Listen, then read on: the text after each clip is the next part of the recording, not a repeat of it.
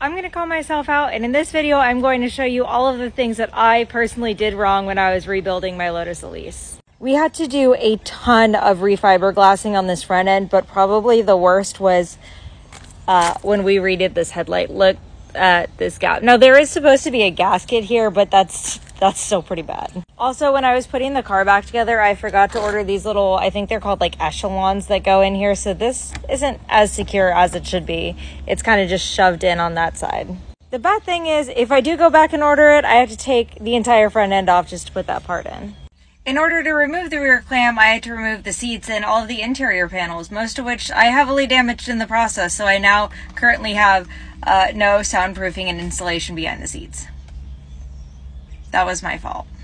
In my defense, it was old and already ripped and really damaged, but I wasn't as gentle as I could be and I made it worse. I keep saying the worst, but this one might be the worst. I did not deal with the electrical problems with the air conditioning that I could have done when I had the front clam off, and now if I want to fix it, I still have to take the front clam off.